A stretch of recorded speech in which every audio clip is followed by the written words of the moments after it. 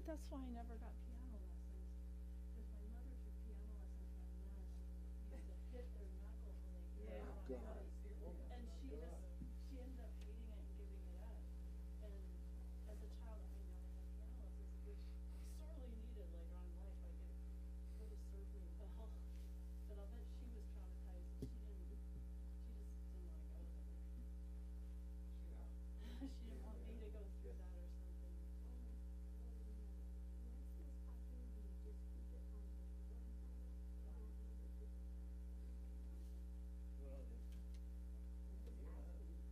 since you're not really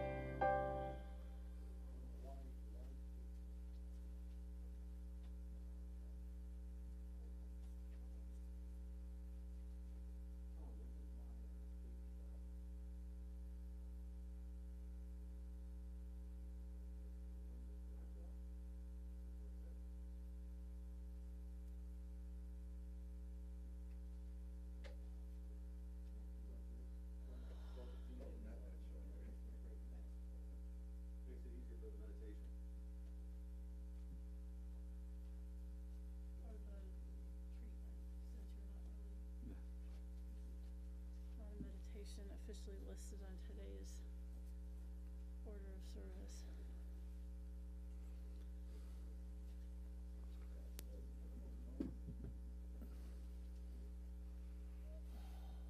How's my hair? I don't know. 10 seconds. I'm more worried about how's my neck. I'm sure your hair will be fine. 5, 4, 3. Happy last day of Passover and happy Easter, everyone. I'm Kimberly Hawkins, spiritual director here at Rogue Valley Center for Spiritual Living.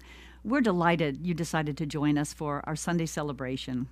We are an inclusive, progressive spiritual community dedicated to teaching spiritual tools both to transform personal lives and help make a world that works for everyone. We honor you no matter where you and welcome you no matter where you happen to be on your own personal spiritual journey. With us this morning is our practitioner, Nancy Clay, who will be delivering our invocation and reading shortly. Holding High Watch, practitioner Walter Carlisle is doing that from home. And our Facebook chat manager this morning is Alexa Ehrlich. Feel free to write your name and where you're viewing from in the chat. We'd love to have some interaction with you. Our musicians this morning are Anton Miserak and Laura Berryhill, who have written an original song especially for today's message. We go to them now for our opening song.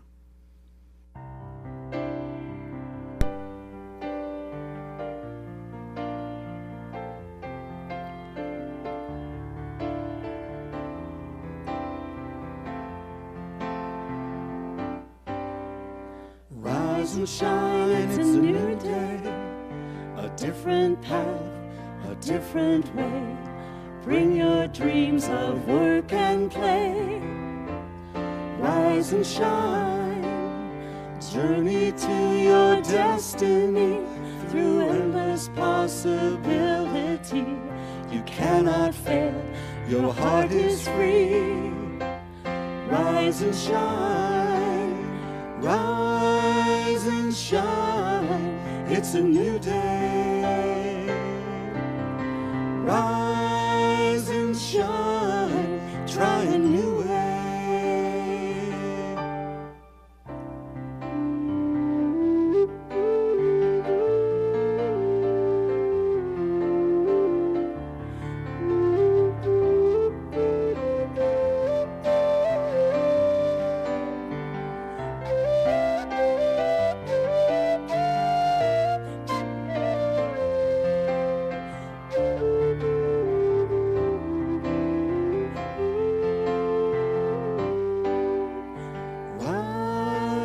and shine, it's a new day.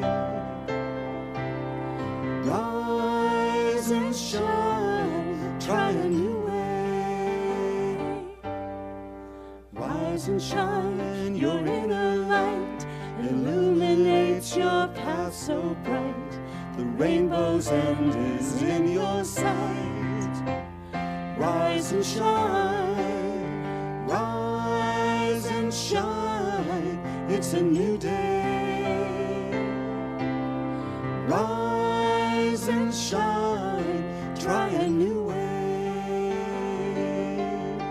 Rise and shine, it's a new day. Rise and shine, try a new way.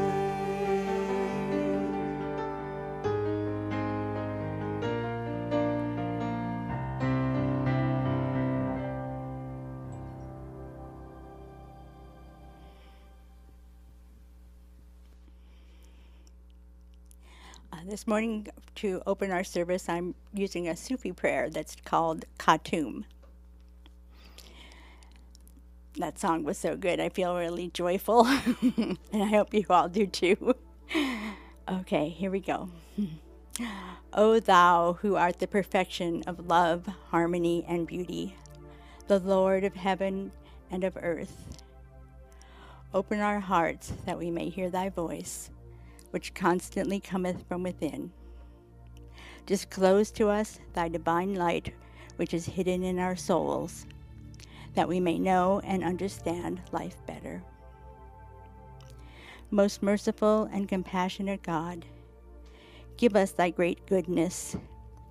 Teach us thy loving forgiveness.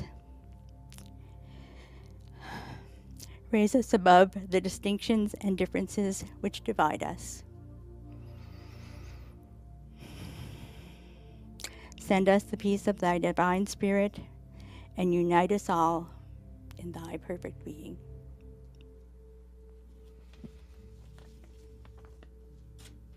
This morning I'm going to read you a little explanation of the holiday of Passover. And this is a family holiday book that we got when my daughter was a little girl. And I would love to show you the illustrations, but I won't. So, Pesach, which is how you say Passover in Hebrew, a season of freedom. Pesach, or Passover, the oldest Jewish holiday, celebrates the beginning of the Jewish people.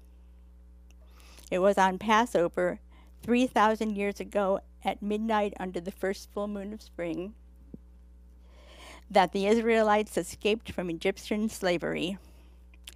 During the week-long holiday, which falls on the 15th of Nisan on the Hebrew calendar, which is usually sometime in late March or mid-April, Jews remember the power and importance of this event by eating special foods linked to the bitterness of slavery and the sweetness of freedom, from slavery to freedom.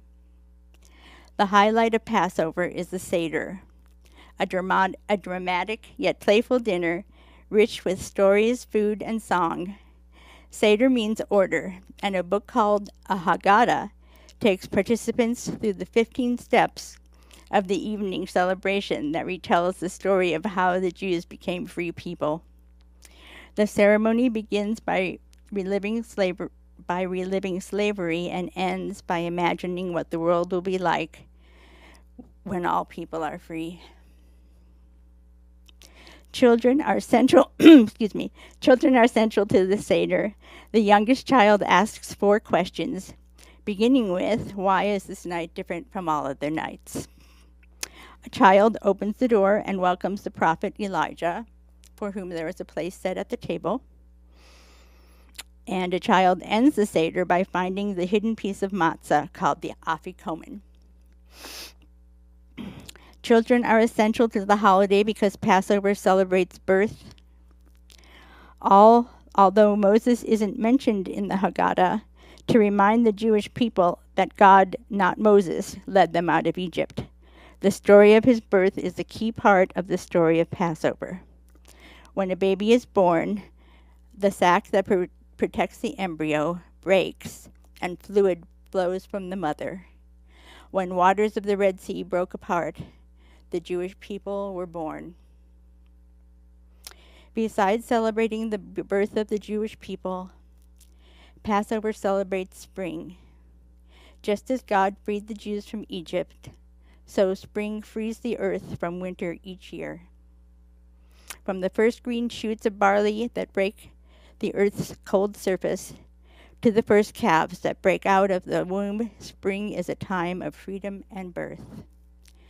Passover also marks the beginning of the harvest season. 2,500 years ago, on the second day of Passover, everyone brought an omer, a sheaf of barley, to the ancient temple in Jerusalem. This offering, the counting of the omer, a 49-day period between Passover and the next holiday, which is Shavuot. To keep count of the days, people use decorative omer calendars, and some of which can be colored in daily, making a bright pattern by the time Shavuot arrives. And Moses brings us the 10 Commandments. Blessings, and we say together, and so it is.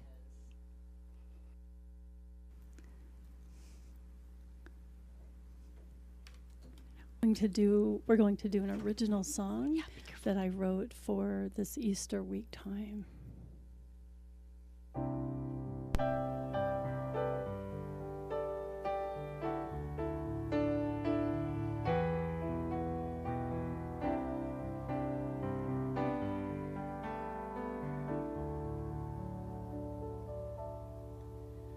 You are the conscience, you are the kindness, you are responsible for thought and deed. You are the connector, you are the protector of all that's good in this world. Hosanna,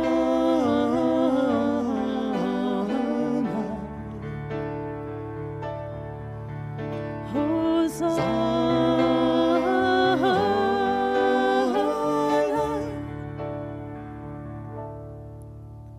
The moment I awake, I arise. I don't hesitate to ride into the city of my dreams. Illuminated, praying in the garden, it is clear that the fear is just a shadow in the power of our lives, bound together in God's eyes. Ooh,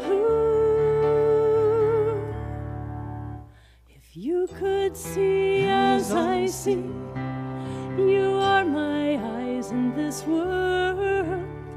If you could do as I do, you are my hands in this world. If you could feel as I feel, you are my heart in this world. If you could dream as I dream, you are my hope in this world. Hosanna,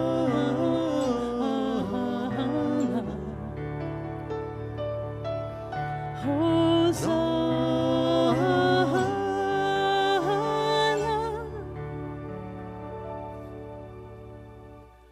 My life to serve a better world, the path of peace before me, my life to hold an eternity of vision, creation's embrace. If you could see as I see, you are my eyes in this world. If you could do as I do, you are my hands in this world. If you could feel as I feel, you are my heart in this world. you could dream as I dream. You are my hope in this world. Hosanna,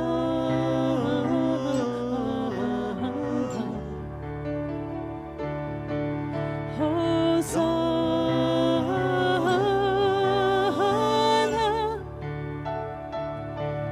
Hosanna,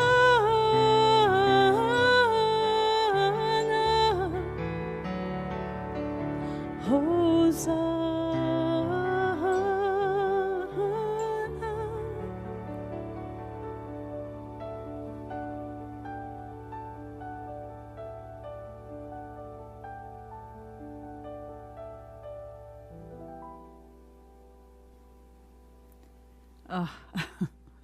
I don't know about you, but I have been somehow swept into the sacred feeling of this day by that beautiful song, Nancy's beautiful Sufi prayer and description of Pesach.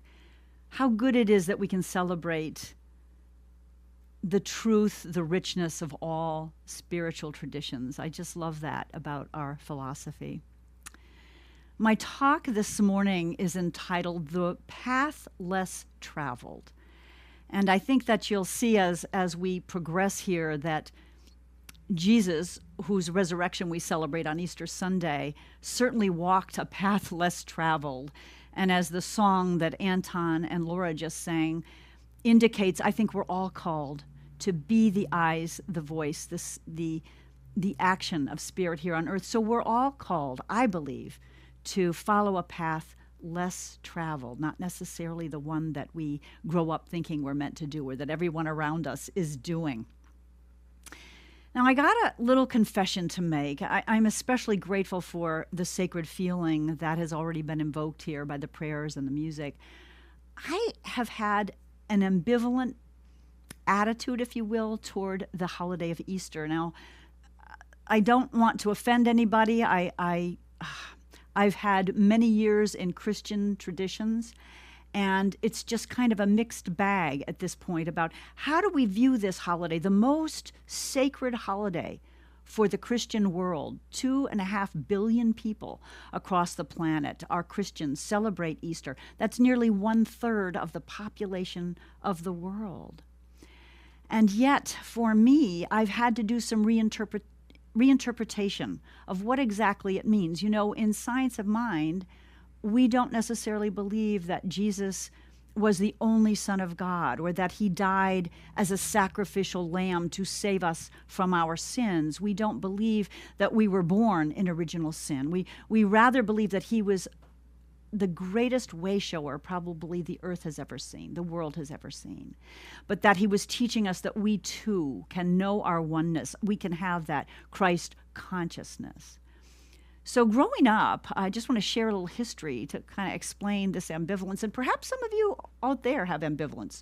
Perhaps you were raised in the Jewish tradition, and so Easter wasn't necessarily your teaching. Or perhaps you've morphed from a more traditional view of Easter, whatever. I want us to honor wherever we are, because if you're in that place where Easter is that sacred space of the risen Christ that Christianity teaches, beautiful, beautiful.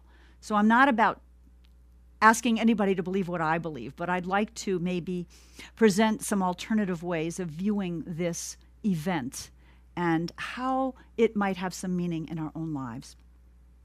So I grew up in the Presbyterian Church, which is a Protestant denomination, with parents who took me to Sunday school pretty much every Sunday, but who didn't necessarily stay for the church service, dropped us off. My dad actually taught Sunday school, but I think in our home, church was more of a social thing, something you're supposed to do, and not so much a deep, sacred spiritual walk. So I can remember at some point when I was around 10, asking my dad, the Sunday school teacher, who was also an elder in the church, if he believed in the resurrection, if he believed that we had life after physical death, and he said no.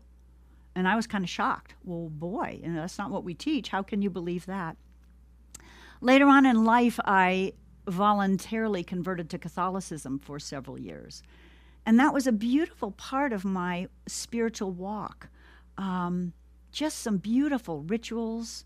So I went through all the classes with my children. They were in a small Catholic school at the time that was just a beautiful community, and started each day with prayer. And I was taken into the church officially, becoming a Catholic during the Easter Vigil service on Good Friday, which was a 3-hour, very sacred service. I can remember the priests or people who were helping in the sanctuary brought in this huge wooden cross that was lying on the floor of the sanctuary. And people were invited up from the congregation one by one to just touch the cross in a kind of a meditation. And that was so moving for me to think about this beautiful being, Jesus, this loving, compassionate, beautiful being, and how he gave his life, is what I believed at the time, for me. And it was just very, very deeply touching. Now, when I came to New Thought, and in part I did that because I was a lector and a Eucharistic minister, and that was about all I could do as a Catholic woman, I really felt called to ministry. And so when I started studying New Thought teachings, this idea that Jesus sacrificed himself no longer was really true. And I wanted to look at, okay, so what meaning is there in these events that are chronicled in the 4 Gospels in the New Testament? You know, what does it mean? Ernest Holmes, the founder of Science of Mind, said this about Jesus. He believed Jesus was the most highly developed spiritual master the world has ever known. And one of the most powerful insights of Jesus was that God and humanity are one. God and each of us are one. And so his resurrection and the subsequent disappearance of his body in the tomb was the result of what Ernest Holmes said, spiritualization of this consciousness through which he achieved another plane. This was not a place, mind you, but an upleveling of his consciousness. Jesus taught that this high state of consciousness is accessible to all of us.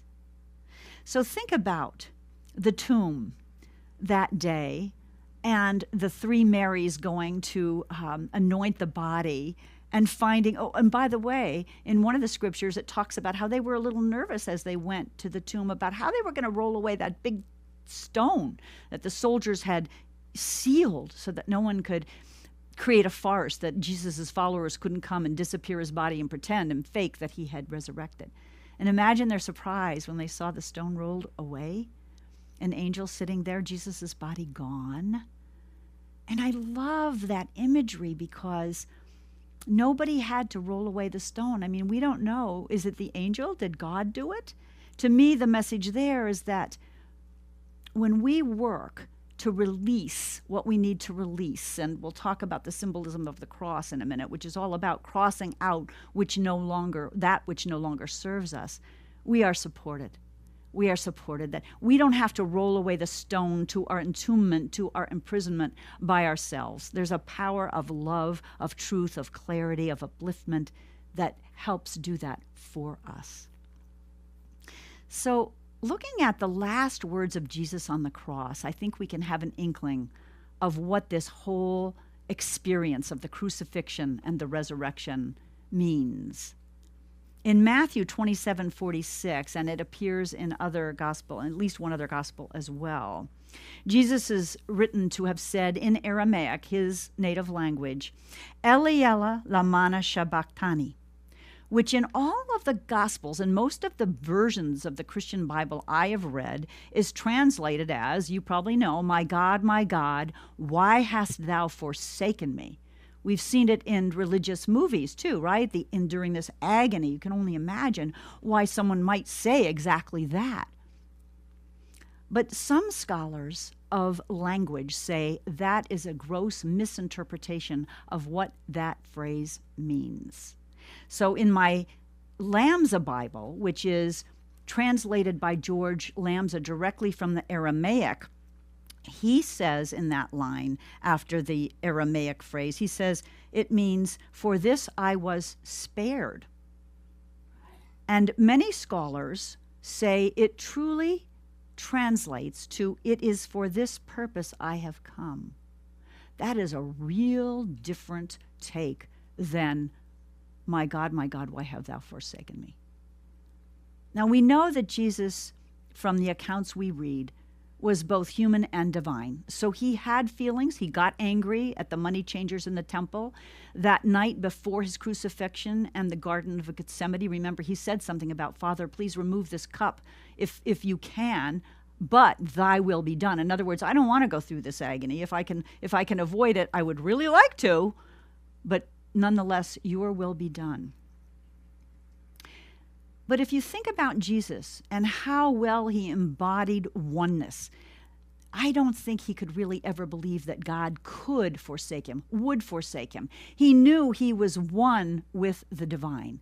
How often had he said, it is not I, but the Father within who doeth the work.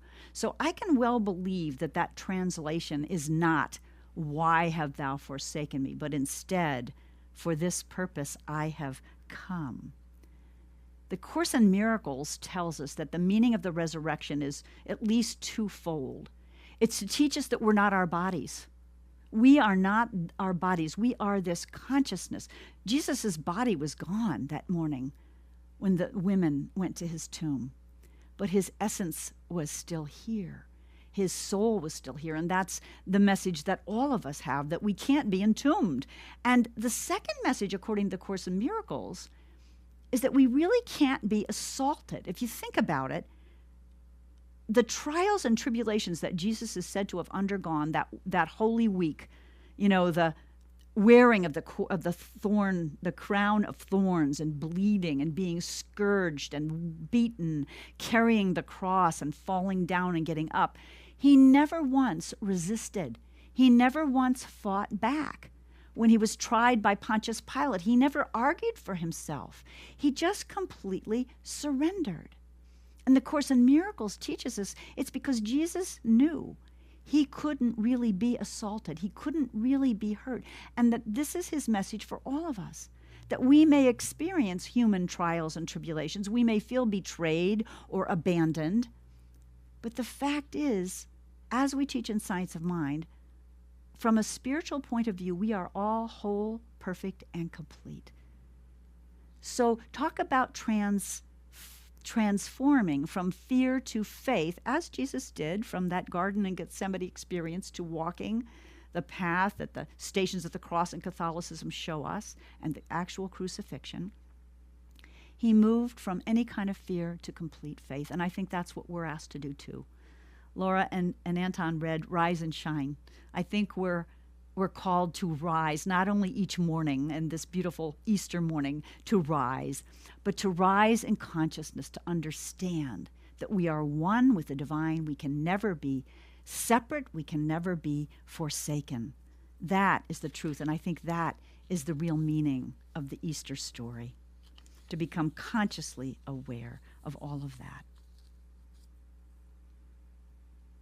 I loved this quote, and I can't remember where I got it from. The eternal presence, infinite isness, universal consciousness, timeless presence is never a separate cosmic entity from us. We are part and parcel of that eternal presence, infinite isness, universal consciousness, timeless presence. We live in it, and it lives in us.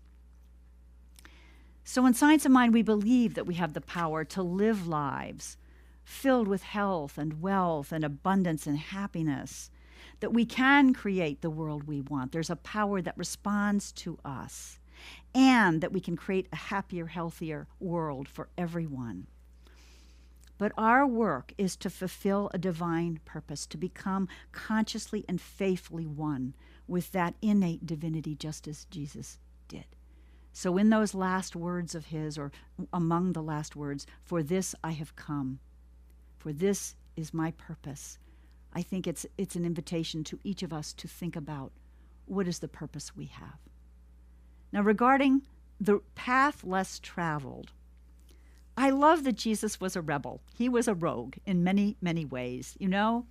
There were all these Jewish laws that he was well-versed in, well-trained, but he broke them when he felt it was necessary to heal someone, to minister to someone. He intervened. Remember when the crowd was going to stone the woman who had committed adultery? He stopped them from punishing her. He was not out for an eye for an eye. He stopped them and he said, "Let ye who have never sinned throw the first stone. So he broke rules right and left. And he stood up against the Roman Empire and was trying to say that the kingdom wasn't a political kingdom. The kingdom was a spiritual kingdom.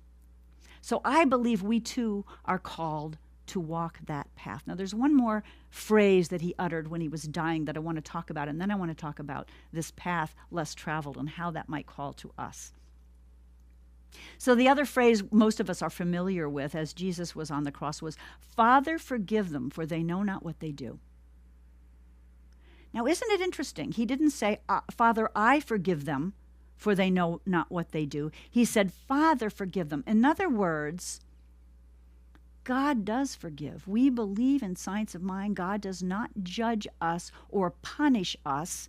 That holy source of our life knows us, knows our hurts and our motivations, and understands when we stray, when we sin. In other words, when we stray from the mark, when we make a mistake.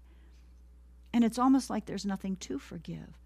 But Jesus calling upon the divine, I think, reminds us that sometimes it's hard to forgive. It's hard to let go and release anger, resentment, the feeling that we've been betrayed, all of that stuff. But when we call in the Holy Spirit, when we call in that divinity, that divine essence of love, intelligence within us, we are supported and empowered. In other words, God through us can do the forgiving.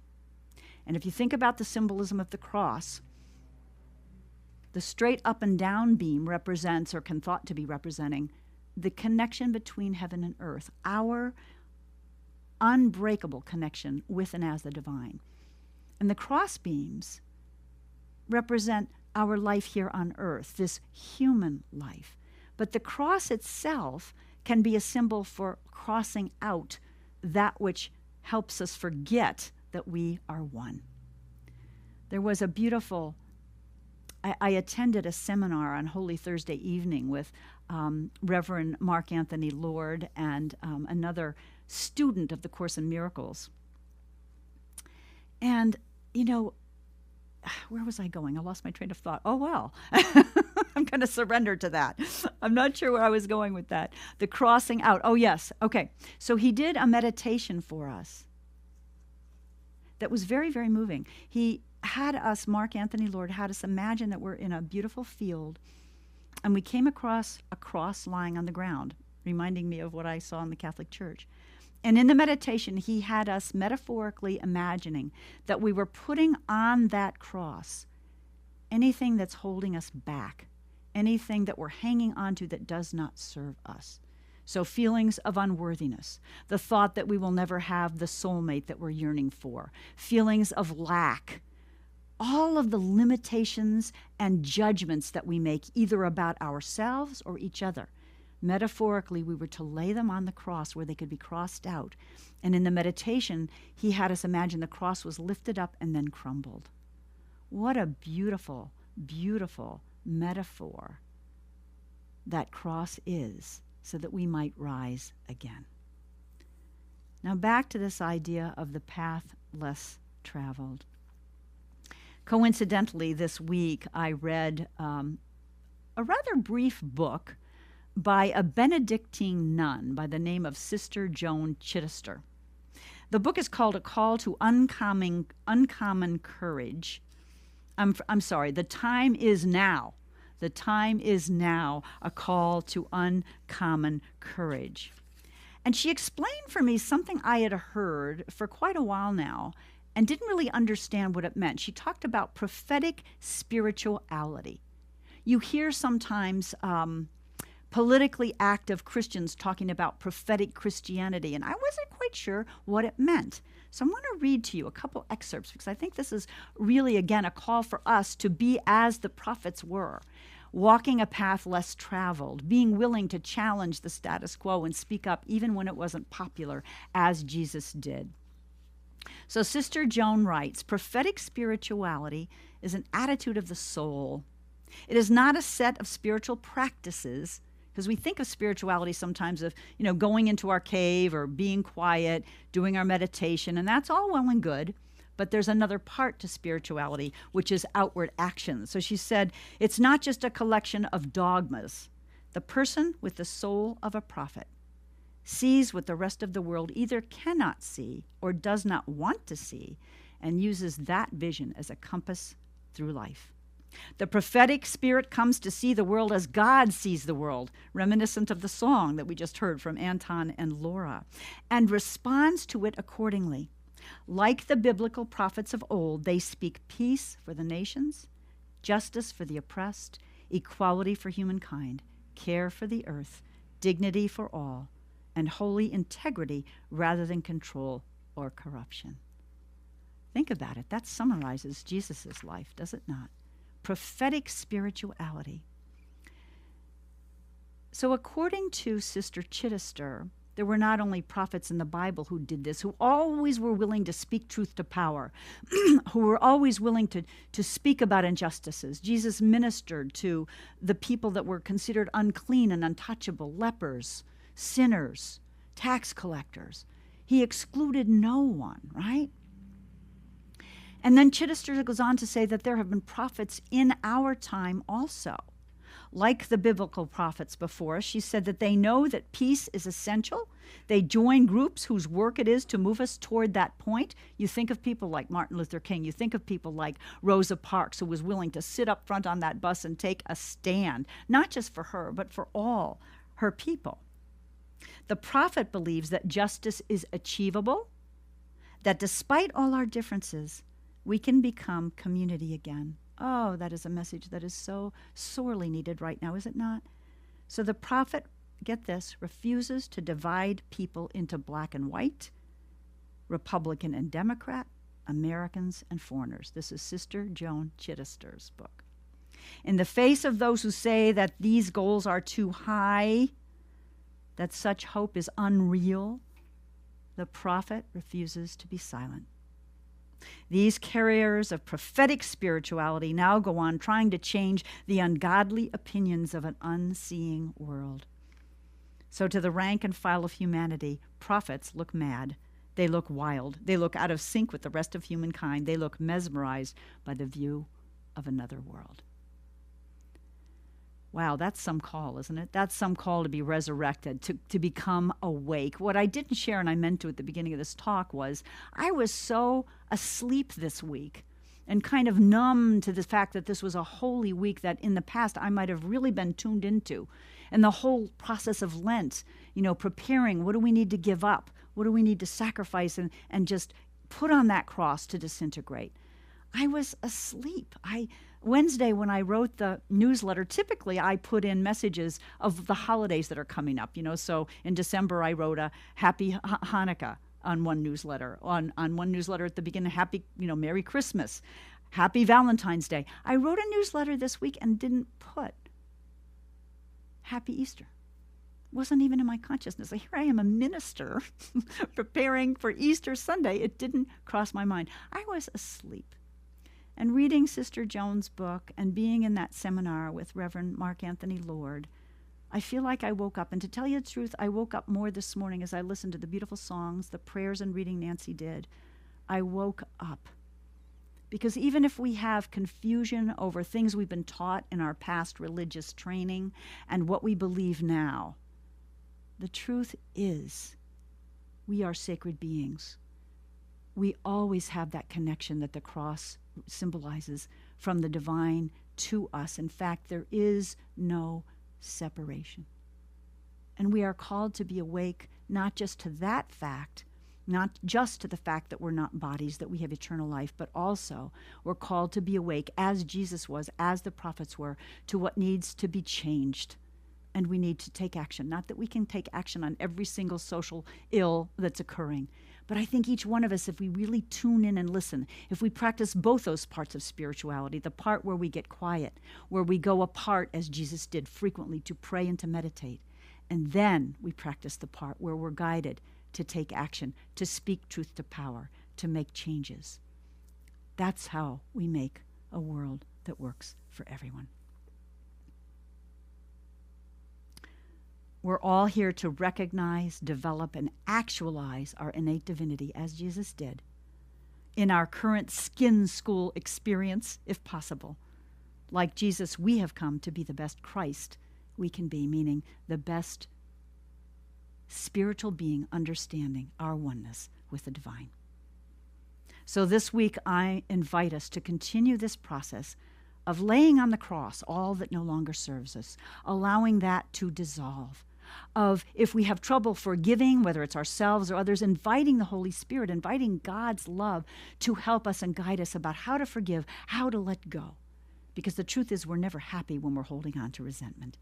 And inviting us to roll away the stone and allowing God to help us roll away the stone of all the illusions we may be under, that we're powerless, that we're worthless, whatever the illusion is, of perceived limitations, beliefs that we're not smart enough, healthy enough, thin enough, worthy enough. Boy, there's a long list, isn't there, of possibilities.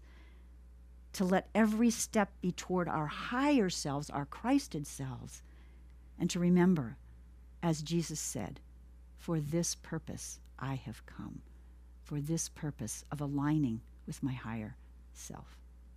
Let's go into prayer. So on this holy, perhaps the holiest of holy days, at least for many of us on the planet, I am called to wake up,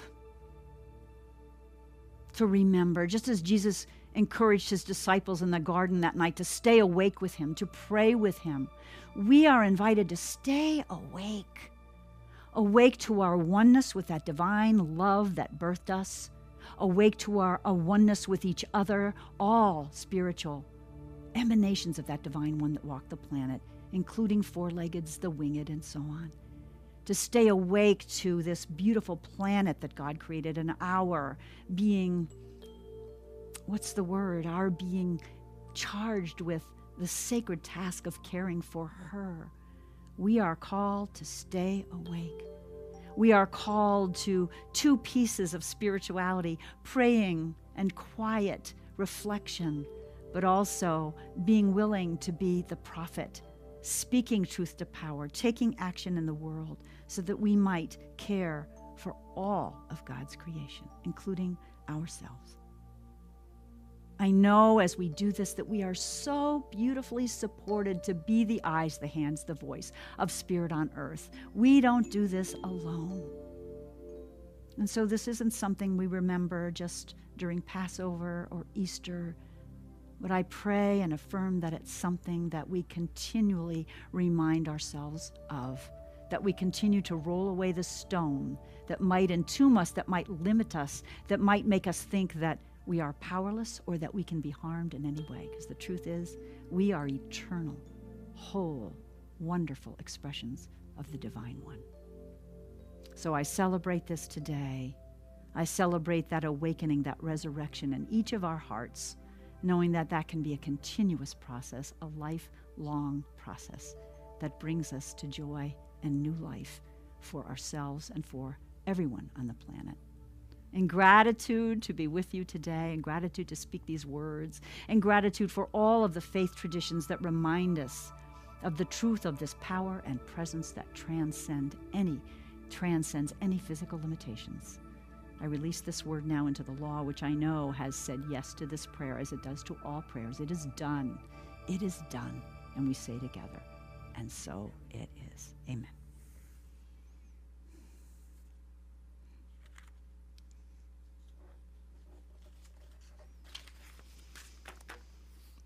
We're going to share with you a resurrection song from the Himalayas, the resurrection of spring. Resam Firiri, fluttering silk, Ure Rojanki. I feel like flying Dharma through the hills, Bunjang, and through the valleys. Resam Firiri, just like fluttering silk. 2, 3.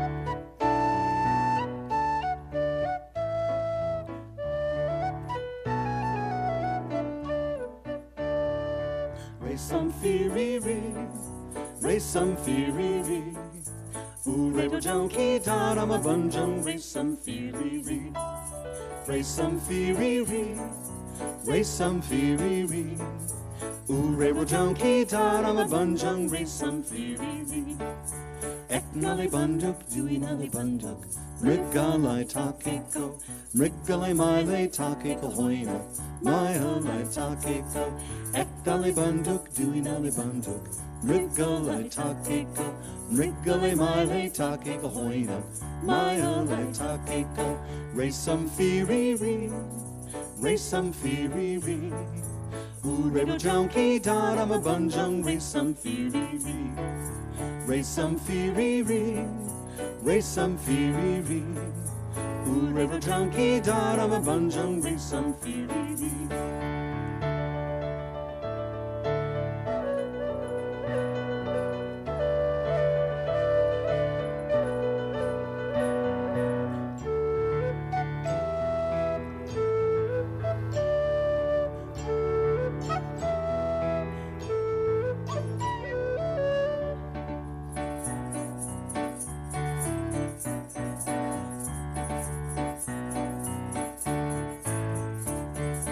Race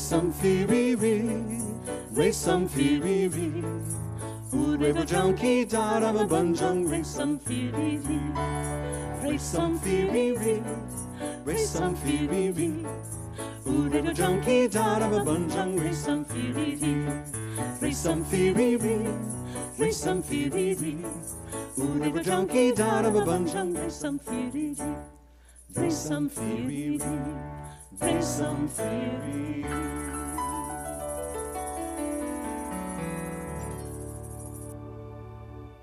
Thank you, Anton and Laura.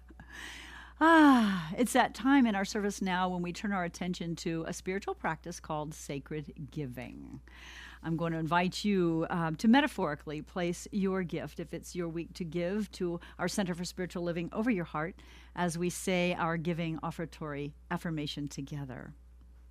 From the love of pure spirit within me, I bless this gift. I send it forth to heal and bless and prosper. It is evidence of my faith and my belief. It does great work in the world, and it returns to me multiplied abundantly. There are a couple ways you can contribute to the work that we do in this ministry. You can go to our website, cslroguevalley.org, and hit the donate button. Or you can use the snail mail method, mailing a check to CSLRV at P.O. Box 1458, Medford, Oregon 97501. A big thank you to everyone who has continued to support us, especially when we're not able to meet in person. We're hoping that that will shift soon. And also a reminder that we tithe 10% of all our Sunday contributions, partly to our home office and our denomination, and partly to organizations, mostly local, who help make a world that works for everyone. So this quarter, we have been giving this first quarter to Black, Indigenous, People of Color, BIPOC Sanctuary in Ashland, Oregon. A few announcements before we wrap this up. We continue to have morning spiritual practice calls for spiritual connection and meditation. They happen at 9 a.m. Pacific time, both Monday and Wednesday mornings, and Thursday evening at 7 p.m. We do have two incredible, powerful classes starting this week. There's still time to sign up. Both on Wednesday, starting Wednesday, April 7th. You can sign up on our website or email us at cslroguevalley@gmail.com. The first one is the entry level, but it's not. It's kind of a class that teaches our basic principles, but it catches you wherever you are. So even if you've been a long-term student of New Thought, Foundations class will take you to the next level. Powerful, powerful class taught by our Reverend Michelle Ariano. And the second class is called The Roots of Science of Mind, where we study Emma Curtis Hopkins, Ralph Waldo Emerson, Judge Troward, and some of the other basic pioneers in New Thought that influenced our founder, Ernest Holmes. Again, a transformational class because you not only read those books, but you learn to apply the principles even more deeply in our lives. If you don't receive our weekly e-newsletter, you can sign up under email on our Facebook page. And I think that's it for our announcements. We go now to Anton Laura one last time for our closing song. An old traditional Methodist Easter song.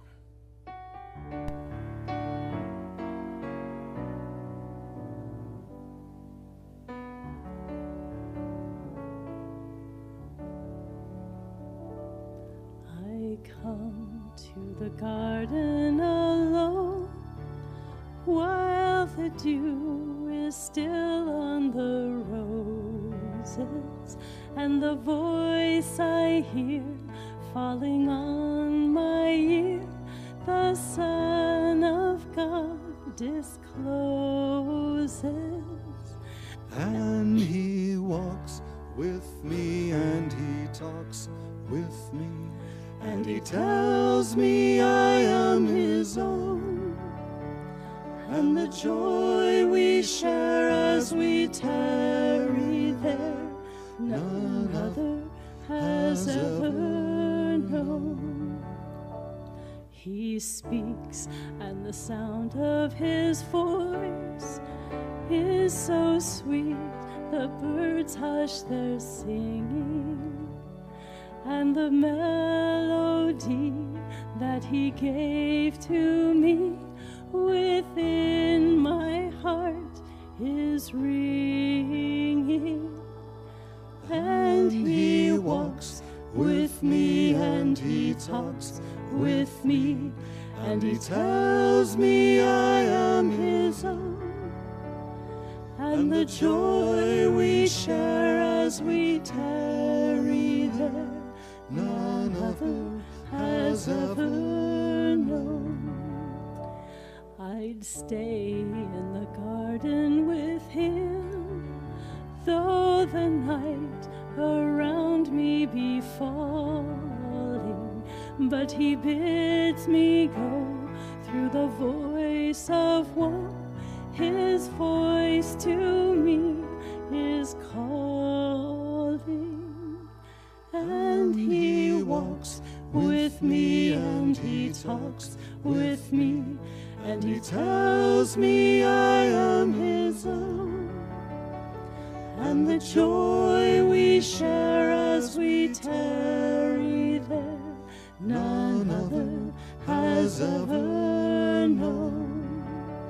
And he walks with me, and he talks with me, and he tells me I am his own.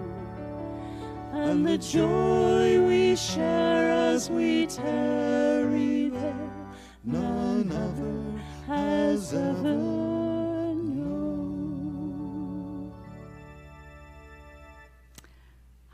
Thank you once again, Anton and Laura. Before we close, I just want to acknowledge the dedicated crew here, our skeleton crew that makes this broadcast possible. This week, Jason Rummel was our producer-director. Maggie Covarrubias and Vivian Lacey were on slides. Our camera people were Connie Miner and Bill Miner, who really also functions as our executive producer. And our sound engineer is Tom Frederick. Thank you so much to all of you. And to everyone, the joy that is ours when we recognize that Spirit does indeed walk with us and talk to us and remind us that we are its own. We belong to Spirit. It belongs to us. Happy Passover, happy Easter, many blessings, my friends. Till next time, namaste.